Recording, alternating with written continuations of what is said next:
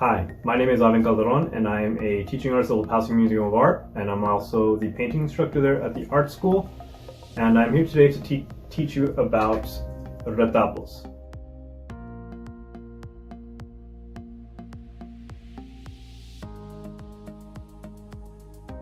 Now, what is retablos? Well, retablos are sacred images that are found in churches and actually in personal homes.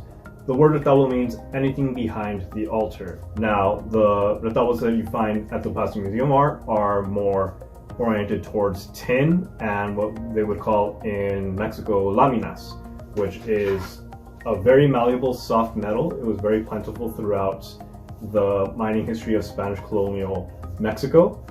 It's very, very soft, very, very cheap. This is what artists in the period would use to create the retablos.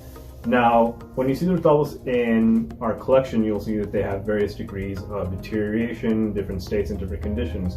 So I have gone ahead and recreated 3 of the retablos that I kind of picked out and somebody else picked out, and of course my viewers as well helped pick out some of the ones that they want to learn about. So you'll be learning about 2 different types of retablos. You'll have actual santos, which are more of like holy images that you would find in churches, and also ex-votos,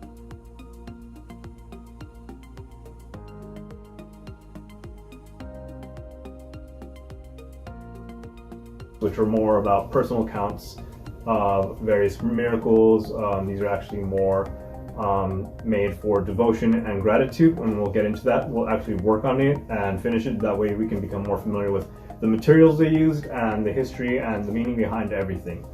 So the images that I have for you today are some of, again, ones that I've collected. Now, they're going to be a little bit more brilliant than what you find in the museum collection itself. So to start off, we're going to go with Saint Hedwig. Now, Saint Hedwig is a very rare saint from Poland. You normally wouldn't find her in Mexican cathedrals, churches, or personal homes, but she is fairly rare in terms of people's personal collections or coming up through research. The various accounts we have are just very, very brief. Now, who is Saint Hedwig, or Hedwiges in Spanish?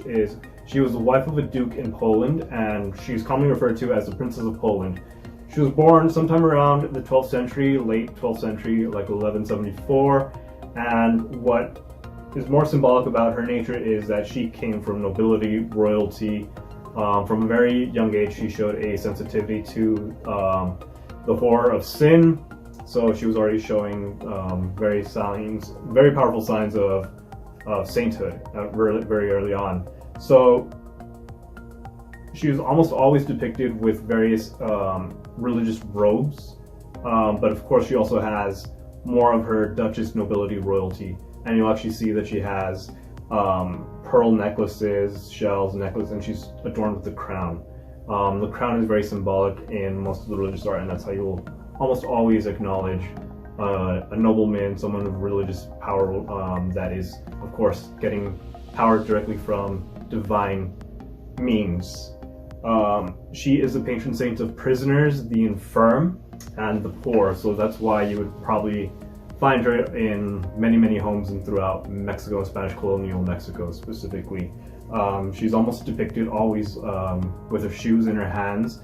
There was personal accounts that I've researched that she would often walk to church in the middle of winter barefoot, just to show that the power of her devotion, the elements, nothing could get in her way to go and worship God. Of course, we said she's the patron saint of prisoners. You will almost always see her giving water, food to the poor, but to show that it's a prisoner, you actually see an iron clasp in this man's hand, and she has like a water jug in her hand. Again, in the image that you see at the Museum of Art, it's fairly faded. Again, the conditions, these were almost always found in personal homes, so you have to think of what life was like back then. It was almost always candlelit. Of course, the homes weren't climate controlled. It was always very seasonal, and of course they were on metal surfaces. This one's fairly brand new. Of course, it's a recreation. It's in way better condition. The colors are more brilliant, but you will see heavy deterioration. You'll see crinkling. Now, the second image here that we have is Nuestra Señora de la Cueva Santa. Now, this story dates back to about 718, 722. The years are not very clear, and it's from the smaller kingdoms in Spain when the Moorish occupation was happening. There's a story of this king Pelagius, Pelayo in Spanish. He and 300 of his men were actually in secret rebelling against the Moors. They went and took siege inside these caves, inside the mountaintops. Eventually the Muslim soldiers caught up to them, surrounded them, and of course an epic battle ensued. The accounts are a little bit different in terms of whether it was an actual statue or the Virgin Mary actually appeared to these men after they prayed for some sort of divine intervention, or whether it was before battle. But of course, God was on their side, as most of these religious accounts dictate. So the Muslims, once they finally surrounded them and shot arrows at them, the accounts were the arrows returned and struck the Muslim soldiers. That the weather really let down an intense downpour, that the boulders started coming down from the mountainside, killing all the soldiers. Of course, the Spanish soldiers saw this and fought even more bravely. There is written accounts that say that for every one soldier that fell, they took down 2. So of course, this was an epic battle that intensified and fueled the recon of the Spanish Empire. So again, we see the nail holes on all 4 corners. The original image was probably displayed in someone's home. The image is very darkened. Of course, it's not going to be as brilliant, and then again, it's back to gaslit candles. And again, at the very bottom, you'll often always see that it's a sign, and it actually has the title Nuestra Señora de la Cueva Santa. Materials, of course, we have different substrates for every kind of retablo that you can imagine, and it's all very regional. As the Spaniards established the colonies here in the Americas, and as they further explored the rest of the continent, once they reached the northern point of course, here, Chihuahua, El Paso, and finally establishing the Camino Real and establishing a stronghold in the city of Santa Fe. And more of New Mexican retablos, you'll find that they're more wood. Of course, they had more resources for the wood back then. This is where you can actually use more of the indigenous pigments from the flowers, from the yucca, using that as a binding agent, cactus nopal, anything that you find that the natives had for pigment. The only thing with this is that, of course, you're also really at the mercy of the elements. This one's now starting to crack, as it has been exposed to moisture and then dried here in our dry climate. It causes wood to just warp. So anytime you're in the museum, I mean, you'll notice the climate. The climate is almost always controlled, the humidity levels, all that is just monitored. And that's something that they didn't have back then with these artworks, and that's why you always find them in very deteriorating conditions. So for the next retablo that we have is, of course, the ex-votos. Now, the ex-votos means from a vow. This is more of a gratitude. This is more of an actual written anecdote or personal account of a miraculous intervention, a petition for a relief from a sickness, a disease. This is words just mainly from all walks of life. And these are actually some of my favorites because it really gives you a window and a glimpse into that period of life back then. The one that I really love is, of course, this story of a man that was out walking at night. This one's not finished, we're going to work on it, of course. And it's about him retelling the story of how he was actually assaulted on the streets of Mexico back then in the 1860s, I believe. And I just love it because of the way the characters are posed. We see the sense of scale that shows the man that's being stabbed. He's a little bit bigger. That's something very important in this type of art. Saints will always be bigger than the humans that they are blessing. That's just showing the power of the divinity. But what I love about it is it's just it's very whimsical. For it to be such a very serious moment in this man's life. The artists, of course, these people weren't trained in art. Often they were copying an image of an image of an image. Some of them actually became known for specific santos, so you would actually go to one person and this person would just be painting these over and over and over again.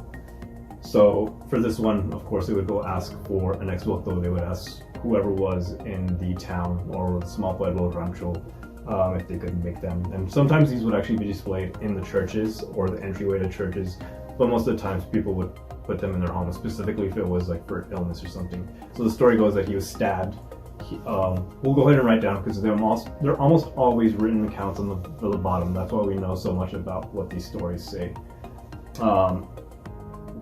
For modern times, we can think of like captions for social media, and how that it's almost always a direct result of what was happening in someone's life at that moment, and that's almost the same kind of sentimentality, kind of what the purpose is of why someone posts something on social media or to show gratitude, a moment in life. And that's exactly what these are. Some of these are very dark, some of them are very joyful, celebrating and thanking the Virgin de Guadalupe for finding romance, love. But in this case, this man was stabbed, and then for 6 days he was, of course, fell sick to an infection of the wound or of the blood, tetanus. So he prayed to the Virgin Mary. She appeared either to him in a fever dream or just in the fact of petitioning for her for intervention. Now we're going to talk about the materials, the pigments, the history. Well, how did all of these retablos start getting made in Spanish colonial Mexico?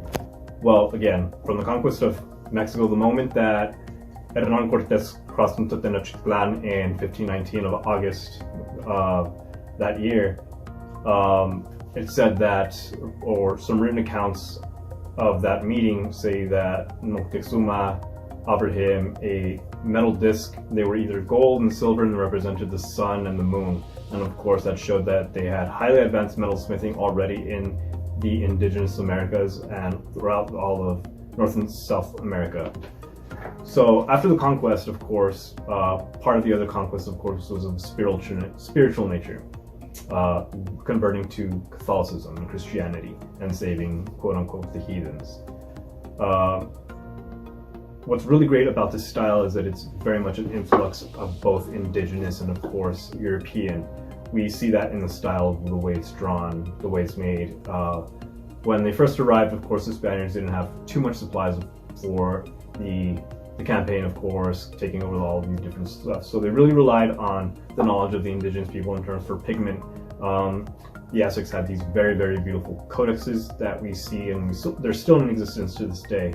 So of course, the indigenous people took color and pigment from nature. Here we have some actual local flowers, some alum, and you can actually make essentially pigment from any color you see in nature, anything you can really find. That's the way color was made back then. For flowers, this would have been boiled, dried, extracted, pulverized, and then the process is just very, very long. A little bit more straightforward is, of course, here we have a palette for later on. Modern oil paint. It has the consistency of toothpaste. Now, the way this is made, of course, various minerals have different colors. So humans just found, color, something very beautiful, very precious.